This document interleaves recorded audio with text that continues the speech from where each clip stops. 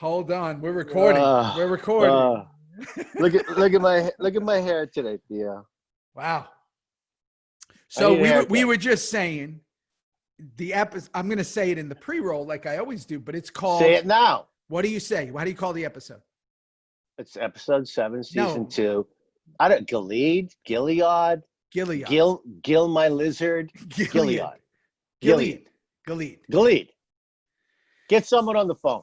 Call somebody. This fan thing coming on is kind of a real idea. Maybe they come on at the end and they fact check everything we just did. We'd be shut down. We'd be shut right down. No, you've got a lifeline. This is where you'd use one. You'd call someone. You said it's a Bible reference. I trust you. So yes, I had to look it up because I asked, because apparently it was referenced in one of these new shows. It's this show Handmaid's Tale that Megan is obsessed with, and apparently they call like the new government Gilead or Gilead or whatever us two idiots sound like here. But it's a Bible reference, like a hilly terrain outside of Jordan is kind of what I found. But that's all I know. So before we get into the episode, I buy that, by the way. I buy that explanation. I mean, this is a crazy episode of hills. Makes There's sense. a lot of hills being climbed, little religious undertones in there. Yeah, sure. Which he seemed to do a lot. There was all the religious time. Undertones. Yeah. Okay. So big announcement. You and I enjoy talking to each other. Apparently. Tig and Juice time. Apparently. They never called it Juice and Tig time. Just didn't sound right. Tig by the way, that was your idea, so I took it. I said I ran with that. Okay. So the ReaperReviews, which are going very well, I hear. They're going very well. This is the plan. Our world is in a strange place. And a complicated place, and people seem to enjoy the escape of hashtag ReaperReviews, the double R. So me and you. So what we're gonna do is we're gonna do them every week. Holy crap! What happened here? Every week. Every week. Let's do it. Come on, people. We love one another. Come on. We do. And what we're gonna do is we're gonna do them every week. We're still not gonna do them linear. Oh my God. We're not doing them in a row. Do you want to explain that to some people who might not know what you're talking about? Yeah. So linear means in a row. It means starting at episode 1 and going to episode 90. How many? 2. 92. Like 1, 2, 3, 4, and you know the rest. I like that idea. Not doing that. I like that idea. But you and I kind of have a plan of what we're gonna. Oh, I just lost you. I got you. I'm here. What are you doing? Well, I'm in my mother's house here in Saskatoon, so I don't have my technical wizardry like I normally do. So phones might be going off. The mailman might come, but I'm prepared for everybody. No, I know. Keep going. On my phone. I don't even have an iPad here. All right. Well, let's keep the thing on. I have to see you. I'm here. So we're not going to do them in order. We're going to jump around, but we do have parameters or rules, we should say. And you came up with this, so I will give credit where credit is due. Is that we've basically sectioned it into 3 sections, or you did. Seasons 1 to 3. Did. Right. Seasons 1 to 3. 4 to 6. And then season 7's its own island, its own world. Yeah. We're going to stay within the quadrants, right? But occasionally, we're going to go and jump into one, potentially from another quadrant if we're feeling frisky. Isn't that what you said? Yes, and I think that's a great idea because our fans, our incredible fans that are just growing like so many every week now, I think they're going to appreciate not being linear. I think they're going to appreciate popping around the first 3 seasons. However, you, Juice, me, had such a massive arc in 4 through 6. 7 is its own beast for all of us. Beast, yeah. So I think it's a really good idea that, say, 7 shows from now or 6 shows from now, we give them a Juice specialty in 4, 5, or 6. Give them a Tig specialty in 4, just one. Give them a pop of you or me heavy in a show. But staying within 1 and 3, these first these first next couple of months, I think is a great idea. Yeah, and again, and when we get into this, the G, I'm not even going to say the name now because I'll probably say it wrong the whole time, and somebody will be like, "That was annoying. They're saying it wrong the whole time." So The I'm G. gonna say the G in this episode. There were a lot of things that went down, and I'll get to my notes that I was like, "Wait, why does she have a black eye? Why does this person have this? Where did this happen?" And again, because we've only done 2 episodes from season 1, so we obviously missed a lot. Yeah. But I think that's what kind of makes this interesting, that we have no idea what we're talking about, and we're kind of seeing it and trying to figure it all out. Because I know people have been writing me and they're like, "This is why that happened." I'm like, well, I don't know that because I haven't seen the episodes prior to this. No. Do you understand how great this concept is? You and your producers, because we're both we're knuckleheads. We're knuckleheads. However, we did star as Juice and Tig in this show. Yeah. So for us, who never got to see some of these shows or forgot it because it was such a long time ago and we've moved on, 100 years to come back into this fold and see these shows again. By the way, you look like you're 22. My little brother saw it with me the other night. You mean now I look like I'm 22? Now you look like you're 28. Okay. I still look good. I look exactly the same. Exactly the same. You might as well have the orange jumpsuit on from prison. Just for men's working out real well right here. No, but for the fans who've seen this show over and over and over, to hear us talk about each episode, that's what excites them. For them to know more than us, perhaps, because they've seen it so many times, we're learning as we go. I mean, these episodes are fraught with information. If you're not paying attention, Theo, we'll get into it.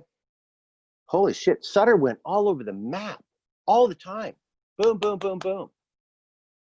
Hold on one sec. I'm checking. I just got a nervous, technical thing, which is good because I just want to see something quick because I just want to make sure that we're all good here. This is what happens, Kim. This is live. It's not live, but you know what I mean. It's live. I know what you mean. It's live. It's like live and happening. Are we working? No, we are. I just want, I like to just, I just like to check things.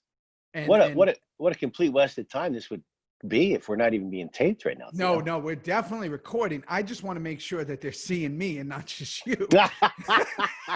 That would be a mistake. You are Juicy Pants. You are the pretty boy. I'm just the thug in the background. No. With and blue eyes. Not in this episode. So and I can't even see because you have your, your Liza Minnelli glasses on right there. So I can't even see. Wow, look at that. Bring them in. Look at the light. Look at the light in Saskatoon. Look at that Canadian light. My mother's living room. Oh my God. Anyway, go ahead. Yeah. She's gonna start vacuuming in 2 seconds. She will. So Joyce let's get into it. I know I miss Joyce, and I can't believe it. For some reason, I love Theo so much. I love him. She doesn't age. She never ages. No. She looks pretty good, odd. doesn't she? Yeah. And I mean, it's not like she's doing calisthenics every day. She just doesn't age. It's Saskatoon. She is. She goes up and down those steps doing laundry 3 times a day for me, her, everybody else in the block. Anybody in the neighborhood. I got this. I'm okay. Do you want them dried or hung?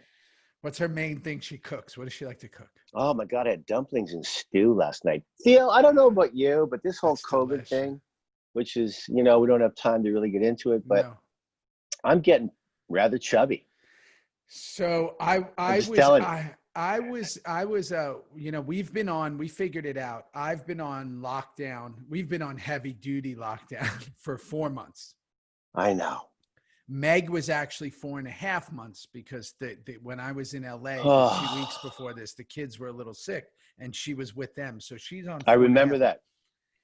I have committed to trying to get in the greatest shape ever.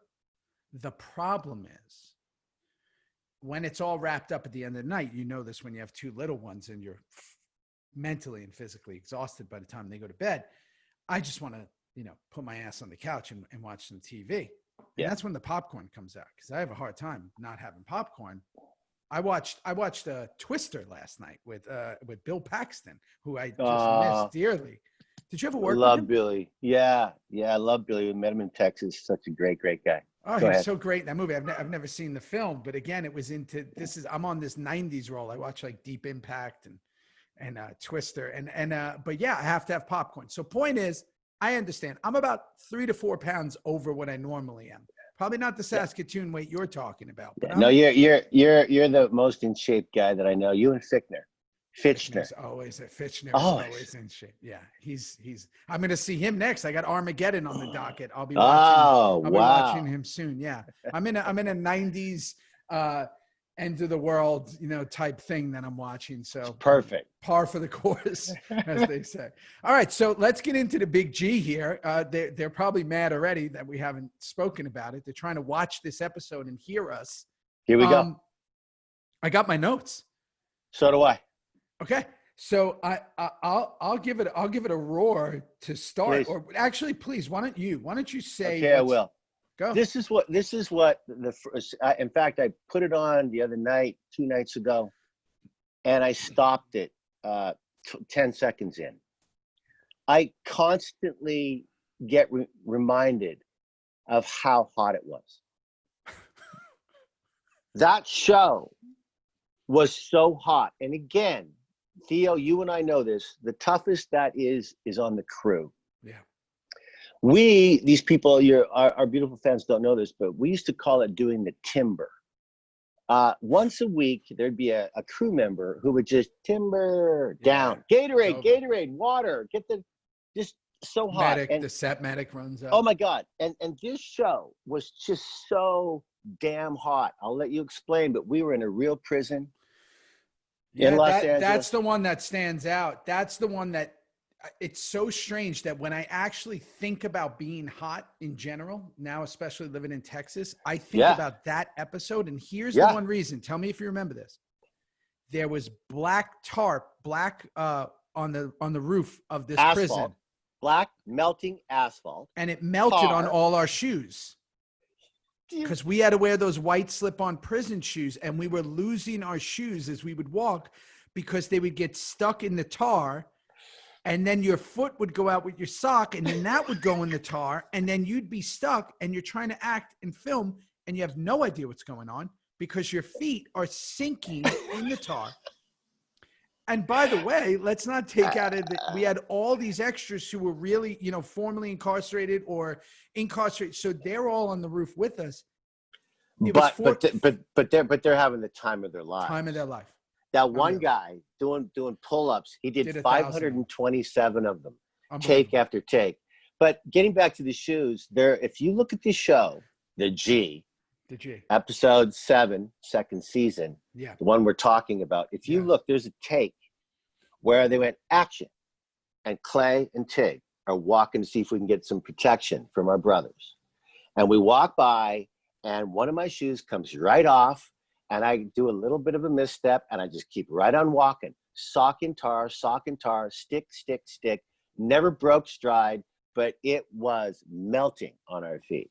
And it's the one thing I mainly remember. I remember that, and I remember there was a couple other things. I had not really been, I was a lot bigger then. I was almost... You're a beast. 40 pounds heavier than I am now. You were like a bowling ball. Doing CrossFit every day. I was really I was a giant, size-wise. Literally, this is not a joke. I was 40 pounds at my heaviest, higher than I am now. I was probably a little less. So I started drinking this tea that was called, I'm going to forget it, but it was supposed to make you lose water weight. Yeah, it was like a daisy thing. And then there was another one. Did you get that idea from Ryan Hurst? I don't know who I got it from. He was famous for that shit. Yeah, there was another one that was like a that cleans you out, and not in a good way, whatever. And I'll never forget, the prison was on the ceiling, the roof. It was on the roof. Yeah. And it was like some kind of cleansing tea, and the name's really funny, but I can't think of it.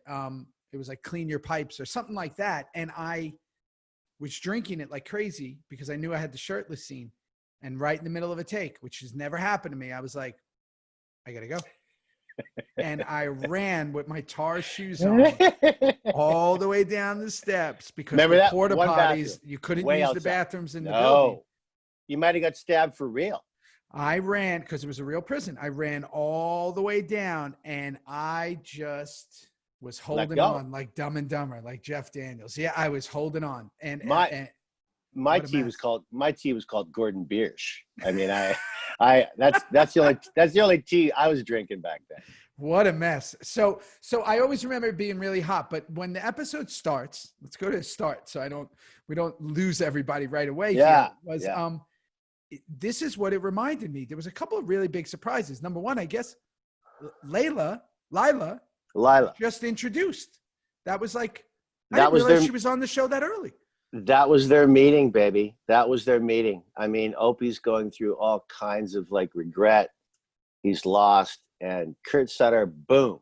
Let's just get the porn star right in there right now. Yeah, right that's in. Right. And so she's been with us. I didn't realize she was with us for so long, almost, 6 seasons or whatever. And 2, 3, 4, 5. Yeah. Oh, yeah. Yeah, sure. And to me, watching Opie in this episode, which I know we'll get back to a few times when I go to the notes, this was really how Opie started to become Opie. Because when we did these first 2 Reaper reviews, we were on the first season, but now he's starting to like the hat, the beard, like he's starting to become like, when we do all these Comic-Cons and people like, who am I? Because everybody like looks like Opie, most of the fans, and they're like, I'm Opie. I'm like, you look nothing like him, but because they have a beard and a hat on. But that's but I love those people calling. Go, who do I look like? Who do I look like? I go, I have no idea. Opie. Oh, okay, good, excellent. How did Ryan do it? I mean, Theo, the fans are gonna want to know this shit. Like Ryan Hurst for 4 seasons in a row, he wore that beanie all the time, zipped up, double cut jacket, long sleeves, jeans, driving a bike as best he could. That's why he was so angry. So angry. So hot. He was 196 degrees. He dressed like Lawrence of Arabia every time. He did. He had it all. It was like, they were like, it's going to be really hot today. He's like, great, give me another jacket. Right? It's like, what's going on? Why does he have so much stuff on? It's so hot. And I was like, this is so hot. I want to do less. And I remember in the first season, everybody wanted to do more. Like I remember I had rings on every finger, and like I had, you were a big accessory guy. I started losing everything. Yeah. I didn't want anything. Naked. Didn't want a thing. By season 7, I just had on plain t-shirts, a pair of Carhartts, a pair of boots, no rings, no nothing. I didn't want anything because it just made for more stuff. No, I know. And I remember going up to John Linson in the very first season, actually the pilot episode. I didn't even know who I was playing, really. And I said, what's the most rings legally I can get away with? He said 7. And I said, why 7? He said, you can't have 4 and 4 because those are called brass knuckles, knuckle dusters. You can get busted for that. But you can wear 7 and say that you're left-handed and you put 4 in your right hand. Or you're right-handed, put 4 in your left hand. So I went to be safe. I think I only had 6, 3 on each hand. But yeah, I always check with John Linson to see how many accessories and how long should the knives be. Yeah, this was right about the time where I started to lose accessories, because that's when I was like, wow, this is going to be, if we go, because at this point, season 2, we still didn't know if we were a successful show. You and I kind of know that moment when we went over to, Iraq and Kuwait and then truly, and this will be another thing we'll get into, is when season 4 aired. That was pre-Netflix being Netflix now. Netflix just used to show old television shows, and they had picked up Sons of Anarchy. So before season 4 aired, they aired seasons 1, 2, and 3. And that's when we were an instant hit, because our audience, if people want to know the technical of it, our audience like tripled in season 4 as opposed to season 3. But that's right. And I have to add to that, John Landgraf at FX, being just the smartest business guy there is in the business for sure. Landgraf knew and felt with Sutter the success of the show. And so even though Netflix was showing those first 3, they couldn't touch it until FX showed season 4 every Tuesday night and it had to be completely done. Then Netflix would pick, like FX knew that this weekly thing was working so well for them. The show was starting to explode so much. They held on to the rights though, and Netflix got them later. Yeah, and another big turning point for us was, and obviously eventually we'll be there, was the season premiere of season 2, because that was the whole thing with Gemma and Zobel and all that. That was like, that really had everyone talking that water cooler talk, because people were like, wait a second, that's she, from Married with Children, that's Katie Segal, and she's being, what went on.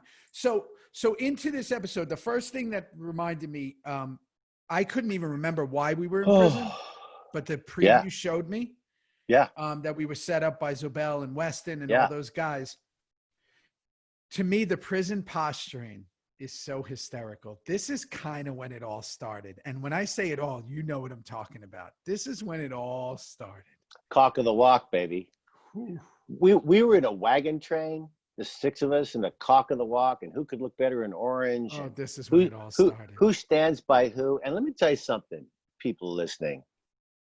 This is why when I tell young actors, don't act, just be. Just be.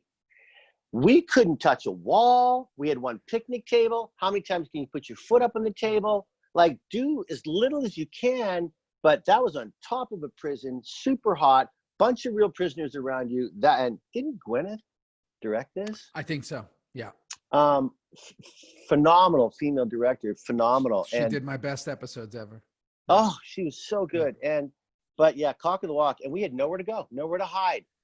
No cigarette to smoke, like nothing. It's just be. And that's when I started really seeing, like, everybody was kind of like, that's when all the tough guy stuff started coming out. And really, that was the beginning of the build, which you and I, there's a couple of scenes in this where we'll get up to. So after they show us in prison, then we got to that Taylor and Stahl scene, which was a really good scene. There was a lot going on. It was when that, So go ahead. No, go. No, I just want to say, so have you noticed, Theo, and then I'll let you, I'm sorry, but I just get so excited to talk about this shit. All of a sudden, Hale is kind of working with us. Yeah. Like. Because after Donna. I know. That was it. And seeing the looks, you and I have talked about this before, the looks that Sutter wouldn't write in the script, but us as actors would figure out, that look that Hale gave to Stahl. Stahl gave to Clay. Clay gave to me. Yeah. I gave to you. Charlie gives to Clay. Like, those looks are, and now Hale is with, he's with Charlie now in this whole episode. Like, it's bizarre. Yeah. And they shot them really intimate at that desk. They never did wide shots. They were in on here. And what their discussion is, there's so much going on because he blames her for Donna dying and, and like kind of the way she reacted and feels like she's turning the town upside down. She's saying they're not even there for the Sons. They're there for this, white supremacist group or whatever they're called, the white national. I don't even know what they are. But it was like, it's so interesting watching that dynamic because, again, we're watching this enemy, and we talked about this on the last episode. The hero's only as good as their enemy, and Stahl really is becoming, and really by the end of this episode is just, the full-blown villain that you didn't even see coming. When I come back around the sun again, I want to be Ally Walker. I want to play that Stahl character.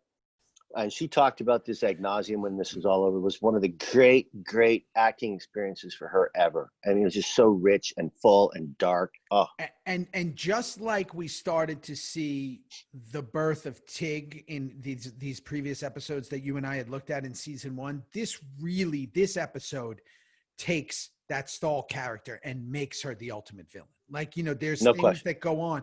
But what's funny is, and we'll get to it later with a few of those interrogation scenes, she tried to be a good person. Like, she tried, and she realized she's not going to win with these guys, with the Clays, the Jaxes and all that. And side note, which I'll tell you later, is I had a scene with Stahl in this episode that got cut and went to the bonus DVD. Did you? Yeah. I'm going to tell you about it in a minute. So I'll give you a little. Oh my God. So much was cut out of these episodes. It's nice to be reminded. Good for you. Yeah. So, okay. So, I mean, I'm sorry your scene was cut, but there's a reason, I'm sure, for everything, but I want to hear about it. I do know the reason now. So, okay. Obviously, and I wrote this down, the rift between Jax and Clay is at a fever pitch right now. This is it. My second note is Jax and Clay are really fighting. They're really fighting. Like this, and this was, again, you and I know real life. We know TV life. This is the beginning of so much, right? this was right when that divide that we saw in season 1 is now really at the thing. He suspects that Clay is part of Donna and, you know, the stuff with Opie. Jax was always so defensive of Opie. And we're really seeing it, which, you know, will you know, come to fruition later. So I was really aware that this, you know, we see people trying to take sides, you know, whatever. I said what a great line. This is 10 years ago. There's a great line in this episode. He says, monumental times, my brother. Black man in the White House and black has to Black protect saving white white man in the big house. I wrote it down. It's like, come on. What a monumental line. What an incredible line 10 years ago. And the way that beautiful actor delivered that, sitting down with his boys. We knew one of them personally. Poncho. Poncho, how good was he? Great. Big, tall Shout Poncho. out Poncho. The best. He's not only like such a great actor, just a kind human being. Amazing. Anyway, so yeah, black man in the White House and black saving white in the big house. I mean, that line 10 years ago was monumental. And this whole thing with Clay and Jax, you see, what is happening here is Jax, in my opinion, early season 2, halfway through, we don't know what's happened to Gemma. We don't know what happened in that first couple of episodes of season 2, the characters. And Jax wants to change everything. He wants to change it. But here's Opie at one point telling him, you can't change it. Stay in line. This is Clay's club. I know. Jax hears that, and in this episode, Jax does one of these. And he sits back and he puts his arms across his chest and he tries to warn Clay. In one of the previous episodes, he warns him, are you sure? Are you sure? Everything goes wrong, and now we're in prison. And when we're in prison, I mean, Charlie, we'll get to the fight in a minute, but Charlie's looks at Clay, and Clay's looks back to him in frustration. Mark Boone Jr., in my opinion, Theo, has never been better. Well, I have something to say. Yeah, I wrote, and I'll get to that later. I wrote, Boone is in full De Niro Chino mode. And he went full De Niro Chino. He went full on. I'm in it. I'm in the middle of this conflict. We're in fucking can I swear? I keep forgetting. Yeah, of course. Yeah, we're in prison. And that scene where we'll just bounce around a bit because we're gonna run out of time. Yeah. That scene, Theo, where Charlie and Booney are at right, and Boone looks at him and says to him, you got to make this right with Clay. Yeah. He's not going to make it right. You. And then he says, I'll have to pick sides. And then he walked away. That freaking scene for Booney, I mean, Boone always wanted more, needed more, was so great at the shit that he did, but he, you know, that stuff to be given and then him delivering it like that. Charlie really listens in this episode. He really was forced to listen. And Booney was great. So, and I have, you know, that's where I literally wrote, he was in De Niro Chino mode. Like that was the best he's been. He was going for it. He was going in, you know, and again, that's in that beginning stuff where Bobby had a lot going on. You know, there was the Elvis stuff. There was a lot of stuff going on. Okay. So, and by the way, fun fact, season 2, this is the first time. That's when I became a regular. So my name's in the credits. That's when the name comes off the head. You know, not only you, I saw you and Ryan added to the credits at the beginning. Yeah. Love that. We were guest stars the first season. We were so excited to be made regulars. So fun fact, we weren't regulars. We were not in the credits, the opening credits, the graphic credits. You are now. First, we are now. So we've moved up. I was very excited to see that. So I wrote here, the Dion setup is absolutely hysterical. I'm going to let you talk about the whole thing, but just let me start. Please.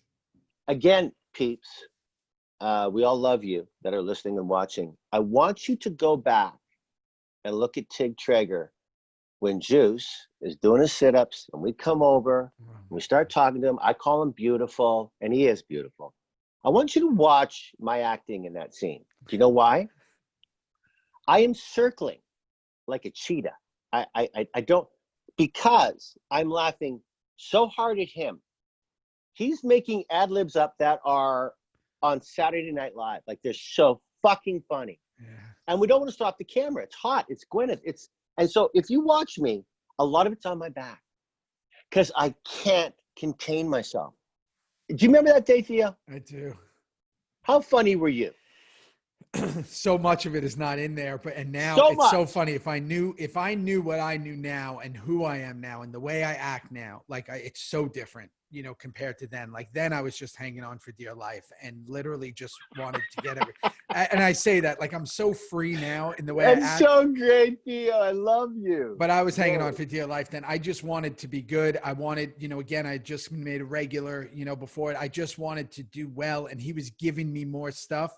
And I knew, you know, the end and the does, you know, about it. Like, you know, don't change anything. Don't do whatever. So I was kind of hanging on for dear life. And now if you and I would have played that scene, I mean, we would do it 27 different ways and we would have a riot in what we were doing. But I just remember like doing that and the setup part where I'm doing the sit-ups and like I got my and all the stuff of like take your shirt off. There was so much stuff that was taken out, but it was like, what's going on here? Right? Like what are you doing? Now here's what's funny. This is the way the world works, and this is why I feel like I'm in the Matrix or potentially the Truman Show. I was watching Ali the night before, the Will Smith movie, Ali. The guy who plays Dion plays Sonny Liston in the movie. Oh, there you go.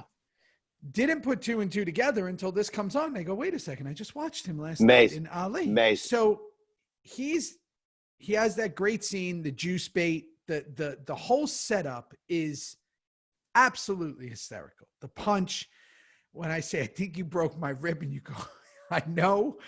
It's the way it's thrown away, the way we're moving, so good. So good. But I just got to say one more thing, and getting back to your ad libbing and doing the sit-ups and me coming over and Booney, there were shots over onto us.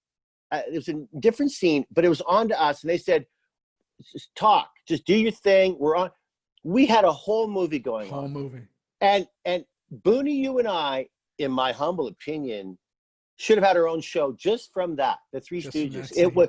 But we learned something with Sutter, and I can say this now, and I don't care. I love the guy, but boy, oh boy, we couldn't ad lib that much. No, not little bit here and there, but we found out very early that the scripts were so structured, and so much of it got left out because we couldn't put it all in 44 minutes or whatever. Correct. That but we never, it never stopped us, but we were always not surprised when too much of it was left out because of lack of room or whatever. There were actually times later on in the show, as I got more comfortable, that I'd go, this scene's not going to be in the movie. Like I would shoot a scene and go, that's not going to be in the movie. Like I started to know the rhythm. 100%. I started to know the rhythm of going, oh, he's going to cut that scene. It's just in the script, but it's not going to be in the movie. Yeah, 100%.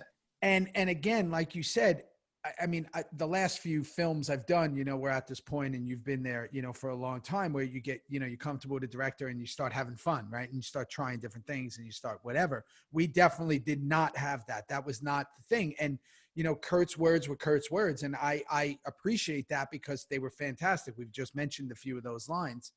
But at the same time, when you're in the comedic space or something that's a little light, sometimes it is nice to kind of play around because that's life, right? Jokes are different the way they're written and the way they land.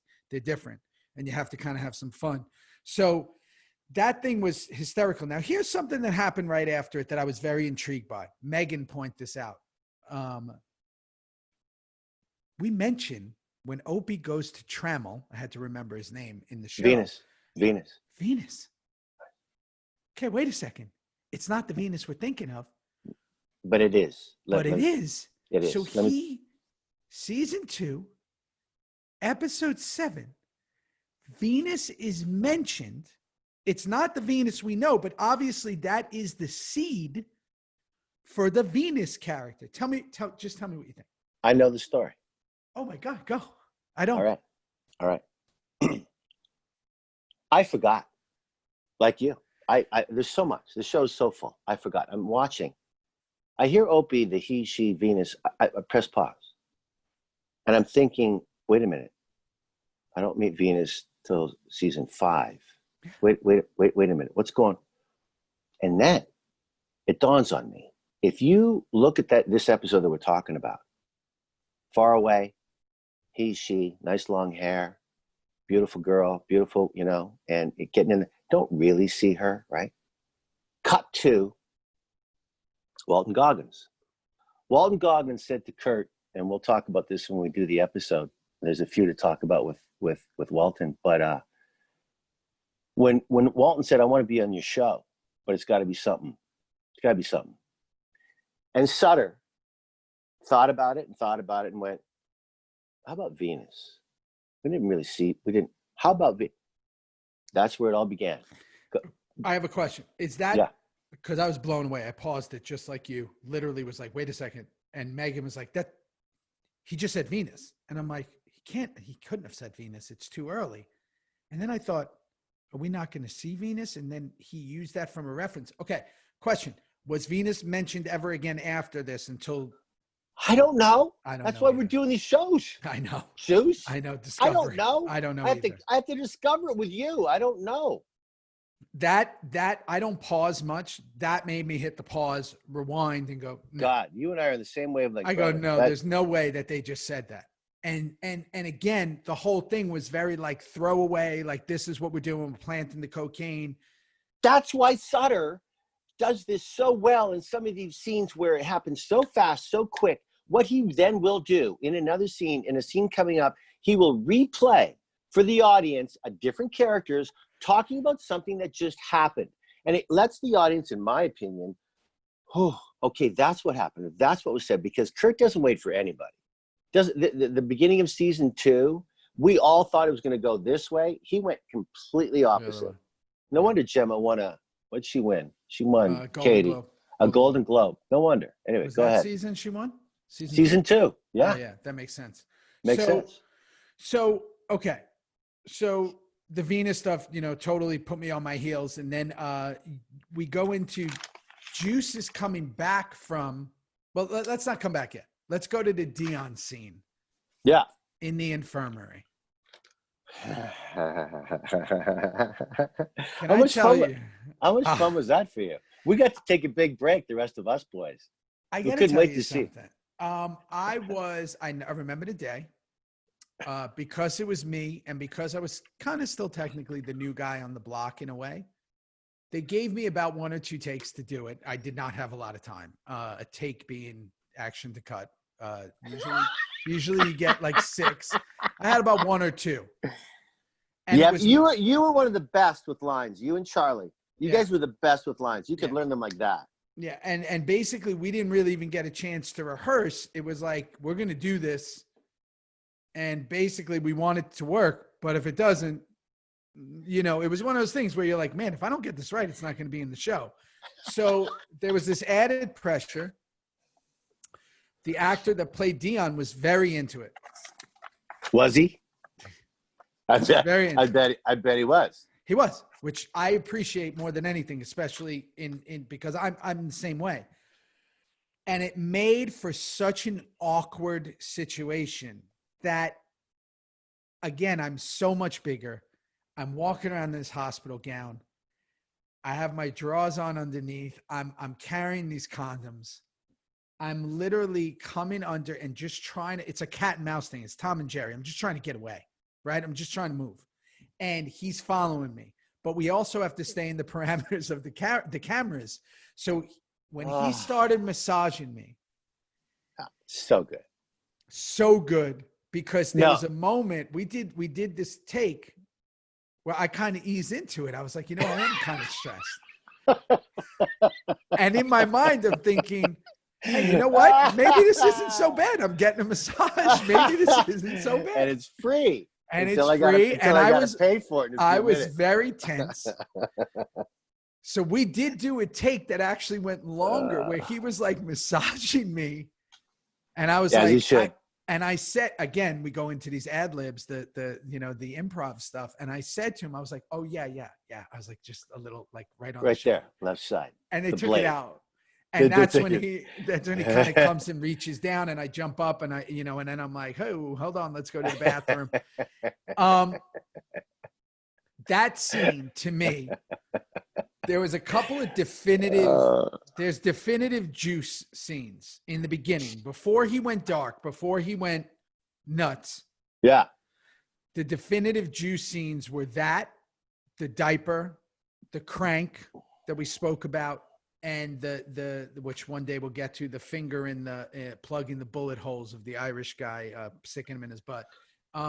Those were the scenes that's who he was. He was this goofy, couldn't get it together guy. So that scene was amazing to me. And then Pancho and the guys come in, and we did our thing. But here's what I wanted to bring up with this. I totally forgot that I got shanked coming out of. I didn't even remember that. I remembered. And I just wrote down, God, Theo, we're on the same wavelength. I go, talk about going from comedy to drama with the knife in the back. Didn't even remember. Talk about Sutter's going, yeah, you enjoying this? Pretty funny, pretty squeezy for Theo there for a second, pretty squirmy. How's he going to get out of this? He does. Oh, all life's good. No, you know what? He's going to take a knife right in the back. Twice. Whoa. I mean, no wonder people talk about this show. That came out of nowhere. I come out smiling, and everybody, and you guys are all making the jokes. So maybe he did get laid. Like, you're literally making the jokes.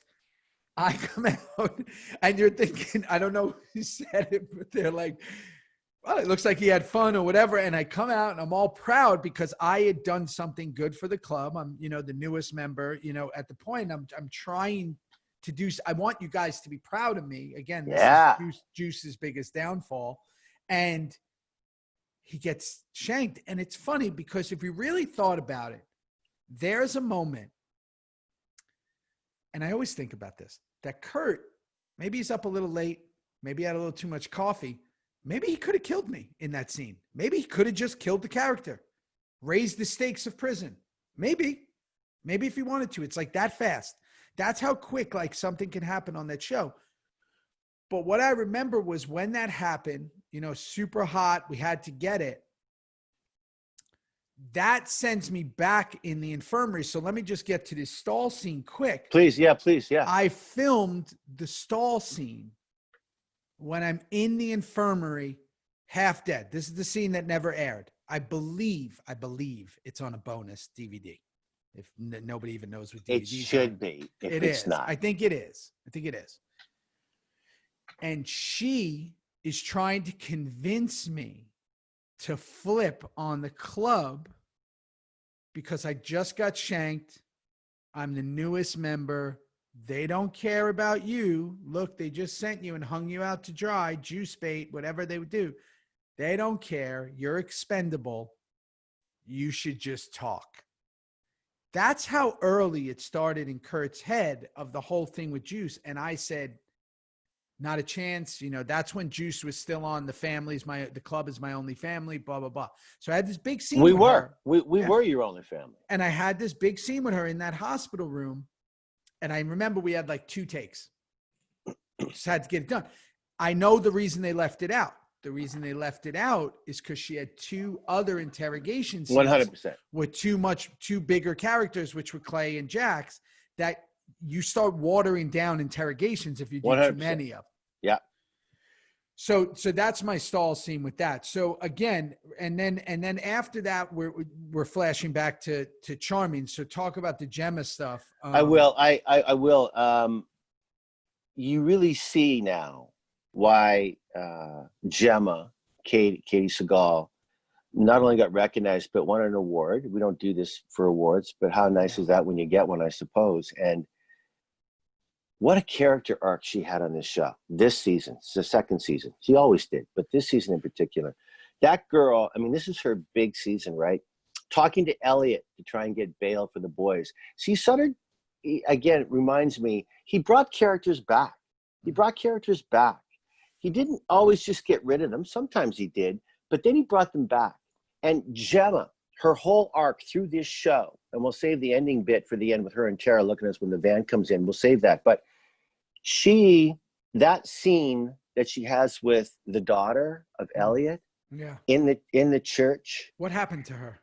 What happened to her was in the very first season. Gosh, Theo, I think it was like the third episode, the clown. It was the clown. The clown abused a young girl, and we got told about this. Elliot didn't know what, and we found this guy, and we pretty much did him in from the navel down to the upper thigh. We did him in. And that was originally supposed to be played by Tom Sizemore. The clown. He came in for that. Yep. He auditioned for that. Yep. Good memory. Yeah. He didn't get it. No. That's when he was like, because I did a movie with him.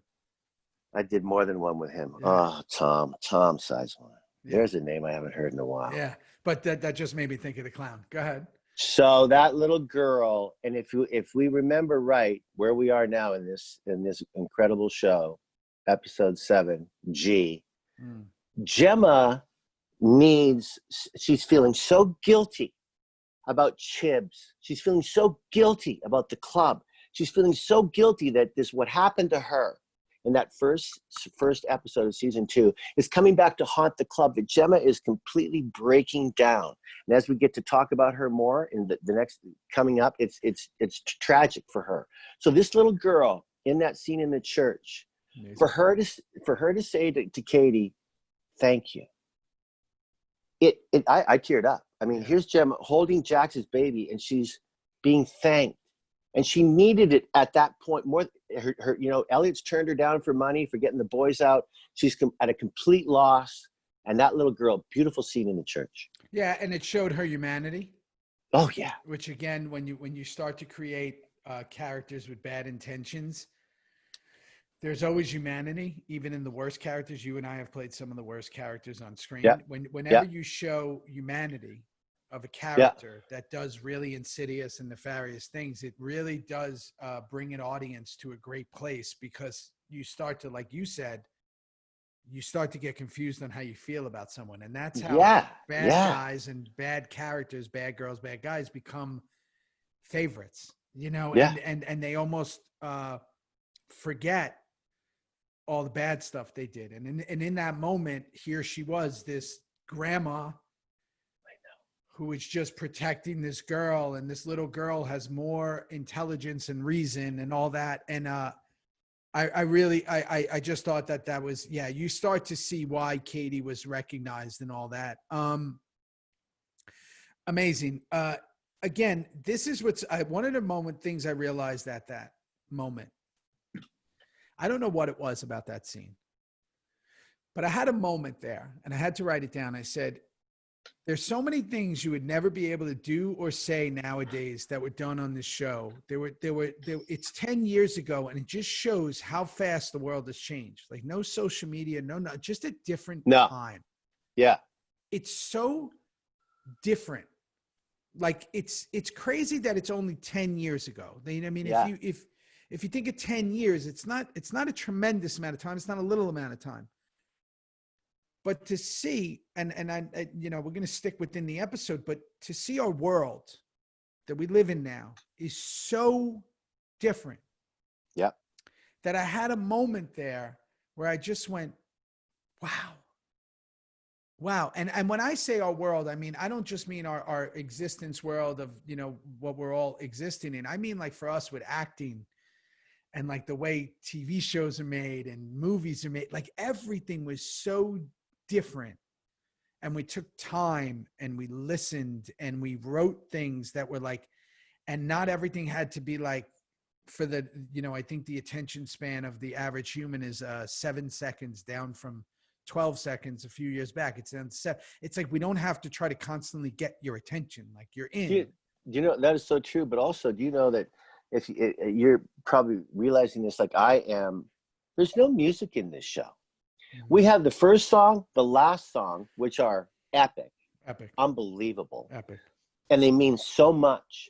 We are literally acting in all these scenes without any background music, it's just acting. Just words. and motorcycle and words and smokes and coffee and emotion and stares and eyes. Come on.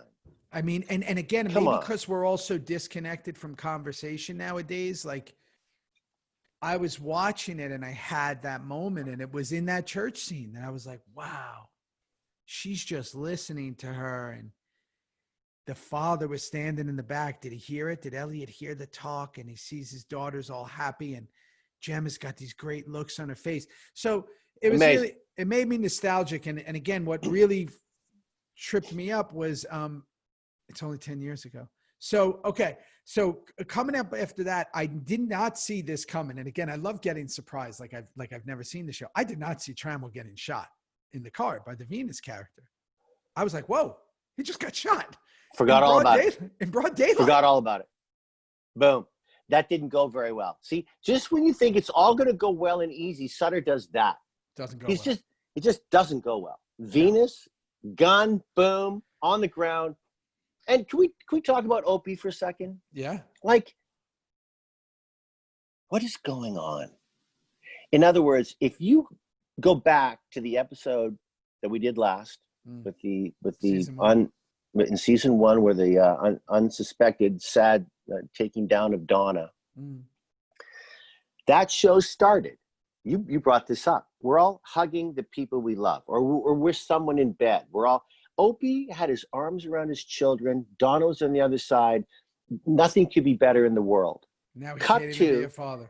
Now he can't even be a father. Theo, you're a father of 2 young kids. I'm a father of 2 beautiful young lady adults. To see Grandma take the 2 kids into Telemundo for Gemma, for Opie to come and get. Opie doesn't even say hello. Opie never said goodbye to his kids. Do you know what that is? That's the beginning. We're now like 6 shows in to Opie losing Donna. This boy, Ryan Hurst, and he played it so fucking well. He's playing this is my fault that they don't have a mother. This is on me that they don't have a mother.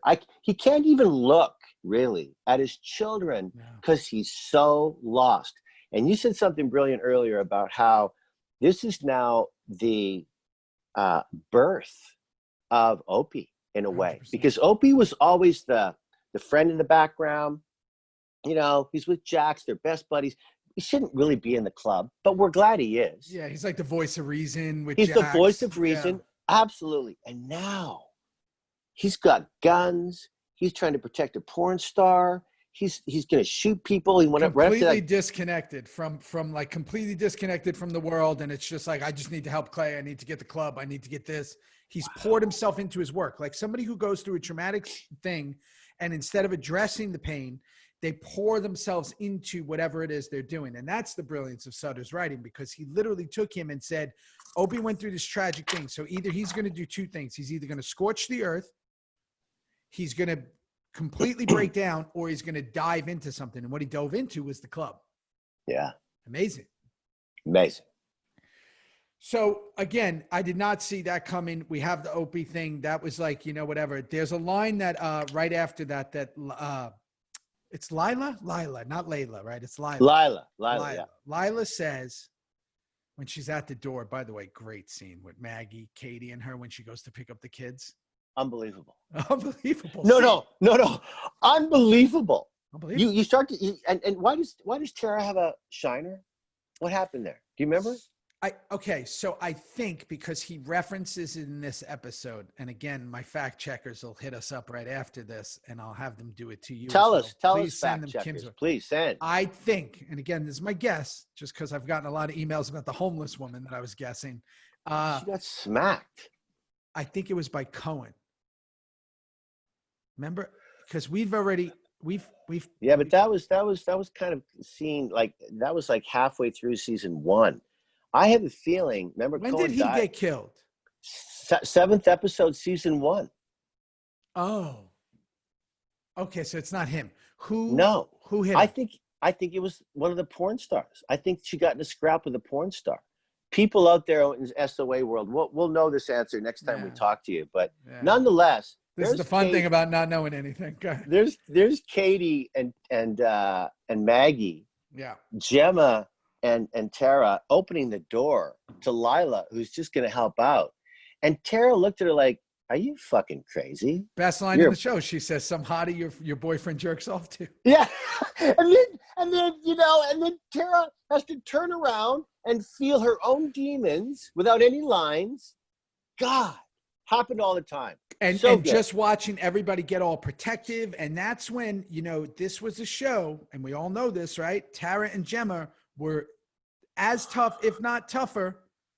Lila, all these characters, if not tougher than these guys in the club. And it's like, you got the women getting in the mix. And I was like, wow, there it is right there. And that little gangster scene in the front door was like, oh, okay, they could fight. They could do this. And again, it goes to a scene. It just goes to a line later that Opie says, and I'll connect it because I probably will forget to say it. Do it now. Says, why would you have Layla come? Lila. Why would you have Lila come? I'm thinking of the song. Yeah. Why would you have Lila come? Whatever.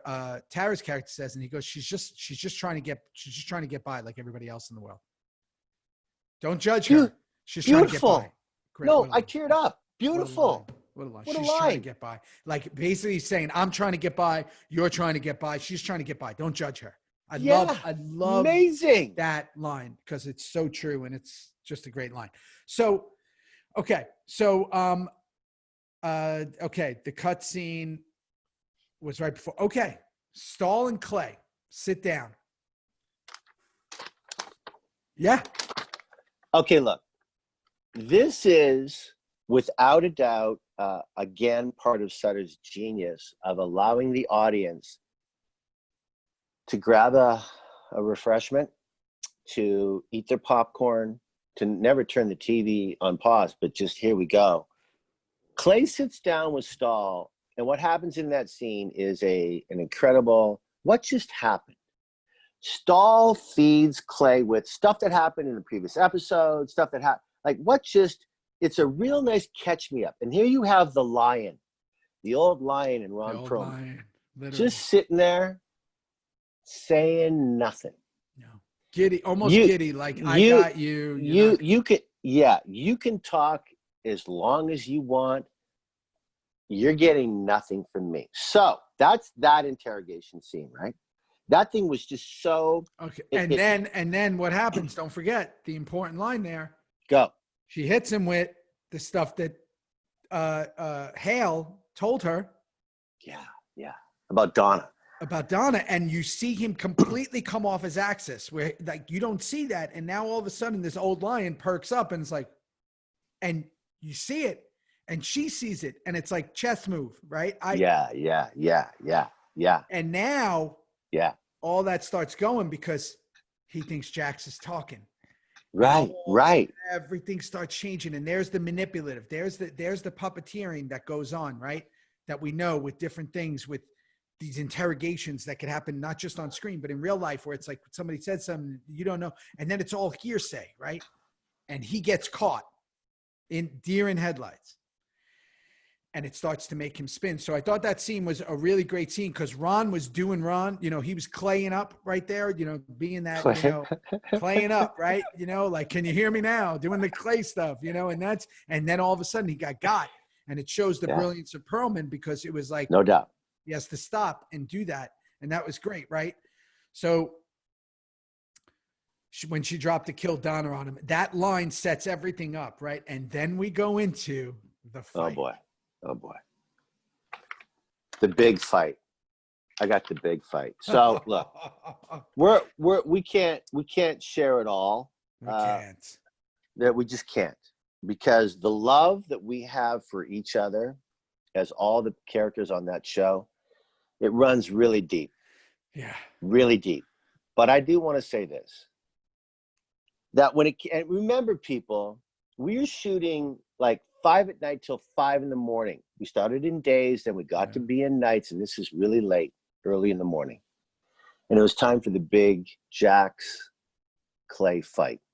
Now, All of us other actors need to be blocked in the scene and extras and stuff. But really, it was Ron and Charlie blocking out the fight. And things got a little hot. They got hot. They got hot. And we had to take a bit of a break. And I went outside with Charlie, and we had a little chat and a smoke, and came back in, and the boys were amazing at that fight. But do you remember what happened to Charlie's tooth? Yeah. He was on the bar. On the bar. Yeah. There were, you guys saw it. The jail bar. The jail bar. Ron pushes, Clay pushes Jax again.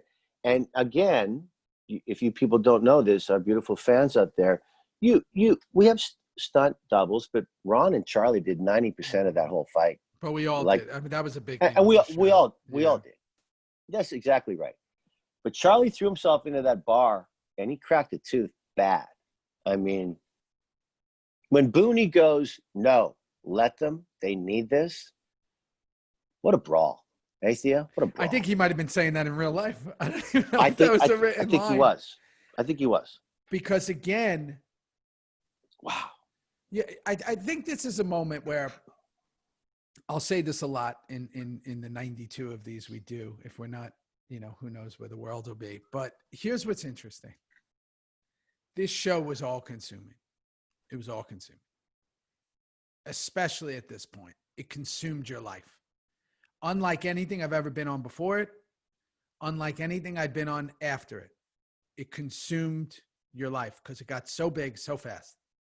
It was, whether it be the way motorcycle clubs are built and the way they work as an ecosystem, whether it be the way that the atmosphere was set up, is the show becomes such a large part of your life that it's very hard to deny the character you're playing. As much as you can, you try to. But when you're shooting, and again, this is prior to when they started really getting us to holding us to those 12 or 13 hours, which was like season 4. We were really knocking out sometimes 14, 16 hours. People could say what they want. We were doing them all the time. Crazy. Barely sleep, force your call, didn't do any, just get you in. So you really have a hard time shaking the characters. Now, that became harder for me. I know at one point later on, I know it became harder for you at certain times when you're doing heavy stuff. But I will say that Jackson Clay, Ron and Charlie, however you want to say, this is kind of the riff. This is when it all starts. And again, you have these two alphas. Whose show is it? Whose show isn't it? Who's this? Who's that? There's just a lot going on. And now, oh, by the way, we're going to get in a physical altercation, and we're not going to use stunt doubles, and we're going to go. And it was truly like a moment. And watching it now, it's like I see the way the show was written. I remember how involved we all were in our characters. And it was a great fight. It was a really great fight. The way the hits were done, the way the choking and the this and the that. And it really was the beginning, if not the pendulum moment of the split.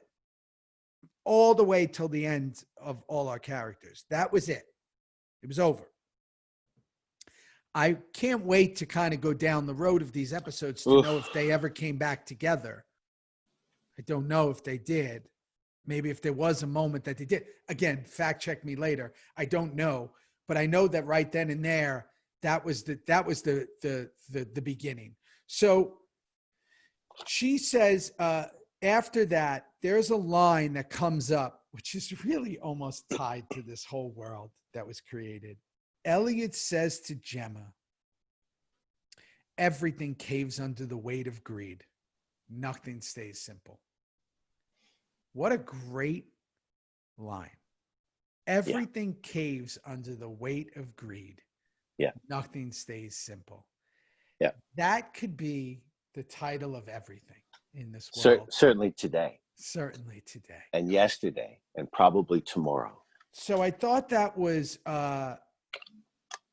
a great moment in the show. And really, again, this is where you get that levity of this prison and you go back to the outside world and you come back in and you got a lot going on in both. And we've done that a lot, right? When we were in Ireland, which we'll get to, then you come back to you guys in Charming. Like there was always dual worlds and storylines going on. So now after that, I have this written here. I don't know why. Opie, the "Yeah, I am" line was terrific. I don't know what he was referencing. I'm going to say. I mean, Tara says to Opie, "You're not alone." Oh, Tara said to him, "You're not alone," and Opie looked her right in the face and goes, "Yeah, I am." great. Great. Got me, that line. Yeah. How did Sutter and his writers continue to do that? Meaning, the A story was the prison, but that B and C story were just as important as the A because of the writing and the casting and the acting. And it never ceases to amaze me. Now, can I jump into Jackson Stahl? Yeah, it's the next thing up. That's it. That's the one. So we've got a couple more big beats to talk about, Theo. Yep. For me, like for my money, there's 20 scenes, maybe 30, that are so epically mind-boggling, acting, writing, sometimes a lot of characters, sometimes one. This was one of them. What Gwyneth did with the cameras, with Jax and Stahl, he never got away from that. Tight. All she did was pull away a couple of side, but never body, never table. It just went right to the meat. Charlie's never been better. Best he's ever been. Ever on that show. He blew everyone out of the water in what he was given to say and how he played it. Unbelievable. Allie was, oh my God, the shit and the change when Charlie started to laugh at her and tell, like, I thought she had him. Hand over tea kettle. And then what he says to her and the desperation coming out of her, he can smell it. I went, okay, that is again why this scene, it was so pivotal in the show, so brilliantly acted. If you're not tuning in next week to see what happens from that, you have no heartbeat. It's as good as it gets. Besides echoing that, I will say I had to figure out why. It's the best scene. And I thought that I did the best scene ever with Charlie later down when we were in jail. Amazing. That's the best scene I've seen with him. And I know why. I had to think about why. Why I love acting, why I love life, is I love roller coaster rides. I love not knowing what's coming. Are we going up? Are we going down? Are we going up? Are we going down? I love the ambiguity of life, and I love the ambiguity of acting. I love that you can get a scene and it's one thing on the page, and then the way your facial recognition, the way you play it, the way your smirks are, the way you're taking in the information, the way you're handling this scene opposite your dance partner. Yeah. He was so good in the ride he took us on, because he took us on a ride where you think that he is going to go and play the game with her. And he's smiling and he's listening and he's in full Robert Redford mode. Like he's there, you know, he's a movie star. He's got it all going and he's kind of smirking. And then you think, wait a second, he talks about his kid. I've seen life through a different lens right now. Things are different. And then when he hits her with, you just played a big card and you ain't got nothing. I thought he just checkmated her. And it was so satisfying to watch. So satisfying. And then she just has to throw in her little jab because she knows she's got. She knows she got. And she has to throw in a little jab and go, you posted bail a half hour ago. And I was like, if I could write a scene, if there's a scene that I want to watch over and over, that's it. Because it was everywhere. It was all over, right? Blown away. But best I'd seen him. And that's, again, that's the Jax I know, that the long locks, you know, the beard, like and he was still trying to figure out his life of who he was, right? Because, you know, things get dark for Jax down the road. And this was still that young prince figuring out if he wants to be king or if he wants to leave town. Tremendous with all the stuff going on from him, from Bobby and Opie and all that. And then we get into the ending.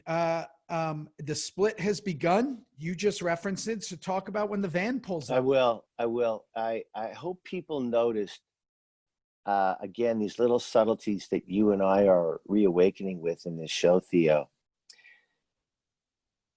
When the old lion and the young warlock are fighting in prison, and Bobby goes, no, he touches us. He actually says, no, because I'm going to jump right in and pull Clay right. He goes, no, they need this.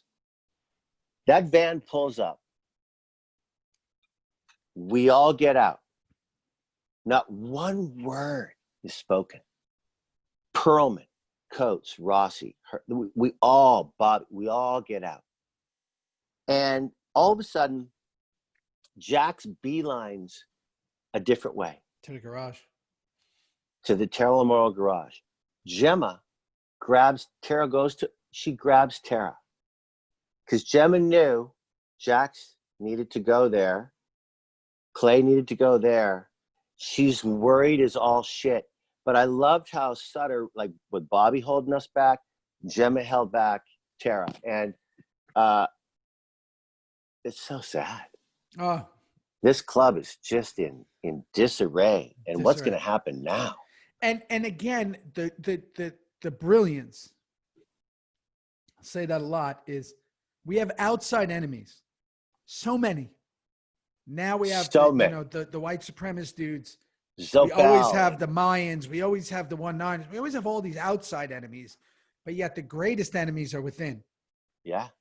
That's what's so fascinating.